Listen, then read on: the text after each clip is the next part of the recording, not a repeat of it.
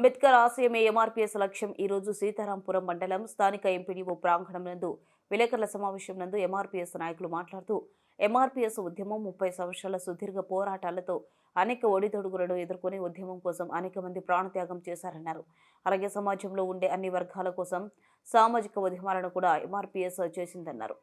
ఈ కార్యక్రమంలో జాతీయ సలహాదారులు కమిటీ నాయకులు డాక్టర్ కలివెల ఎలిషా కుమార్, జిల్లా నాయకులు జాషువా, ఇజ్రాయిల్, ఎంఆర్పీఎస్ మండల కన్వీనర్ కిరణ్, రాజేష్, నాగయ్య, జైరావు, శ్రీనివాసులు తదితరులు పాల్గొన్నారు.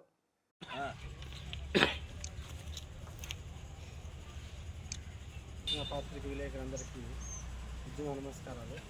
గత 30 సంవత్సరాల నుంచి ఎంఆర్పీఎస్ ఆధ్వర్యంలో నడుస్తున్న మందకృష్ణమాత ఆధ్వర్యంలో నడుస్తున్న ఉద్యమంలో గత 2 రోజుల ముందే ప్రస్తుత ప్రభుత్వం ఆర్డినెన్స్ ద్వారా జీవో విడుదల చేయడం జరిగింది.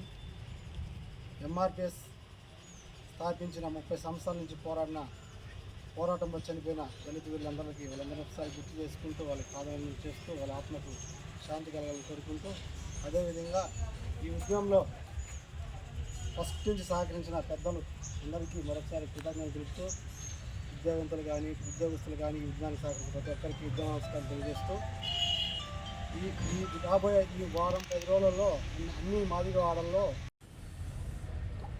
మాదిగ రిజర్వేషన్ పోరాట సమితి మాన్యశ్రీ మందగ కృష్ణ గారి ఆధ్వర్యంలో జరిగిన ఉద్యమం ఒక రికార్డు. ఎందుకంటే ఏ ఉద్యమం అయినా కూడా ఒక 5-10 ఏళ్ళకే ముగిసిపోతూ ఉంటుంది. 30 సంవత్సరాలుగా నిర్విరామంగా రిజర్వేషన్ ఫలాలు దామాషా ప్రకారం అందరికీ అందాలి, దాంట్లో ఎవరి వాటా ఎంతో, ఎవరి జనాభా ఎంతో, ఎవరి వాటా అన్న ఒక సామాజిక న్యాయం, బాబాసాహెబ్ అంబేద్కర్ కోరిన సామాజిక న్యాయం అనే అంశం మీద పోరాటం చేయటం జరిగింది. కేవలం మందకృష్ణ మాదిగ గారు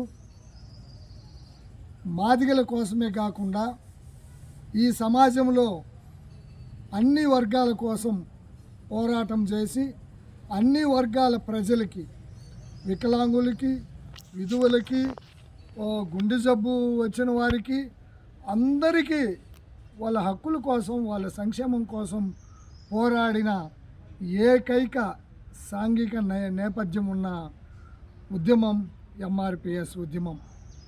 మరి ఈరోజు గతంలో మేము 2000 నుండి 2004 వరకు రాష్ట్రపతి ఆర్డినెన్స్ ద్వారా ఆ రోజు రిజర్వేషన్ ఫలాలను మేము పొందాం, మా వాటా మాకు వచ్చింది.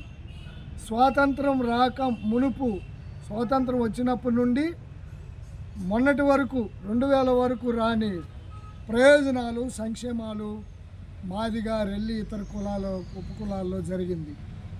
మరి దాని ఫలితం మళ్ళీ ఇప్పుడు మేము పొందబోతున్నాం. సుప్రీంకోర్టు ఆగస్టున ప్రకటించిన తీర్పును వెంటనే 2 నెలలకే ఏకసభ్య కమిషన్ను వేసి, మరి ప్రభుత్వం రిపోర్టు ఎలాంటి న్యాయపరమైన ఆటంకాలు జరగకుండా ఇటు ఆంధ్రప్రదేశ్ ప్రభుత్వంలో చంద్రబాబు నాయుడు గారు, అలాగా తెలంగాణ ప్రభుత్వంలో రేవంత్ రెడ్డి గారు మాదిగల ఎడల, వర్గీకరణ ఎడల స్పష్టంగా ఉన్నారు. ఒకే వైఖరిని వ్యవహరిస్తూ మాదిగలకి న్యాయం చేసేలాగా ఈరోజు ఆర్డినెన్స్ ద్వారా ఈరోజు అమలులోకి తీసుకురావటం జరిగింది. తెలంగాణలో అయితే నోటిఫికేషన్స్ ఇచ్చారు, కానీ ఆంధ్రప్రదేశ్ ముఖ్యమంత్రి చంద్రబాబు నాయుడు గారు మాదిగలకి ఎలాంటి అన్యాయం జరగకూడదు అని మొత్తం నోటిఫికేషన్స్ ఆఫ్ చేసి ఈరోజు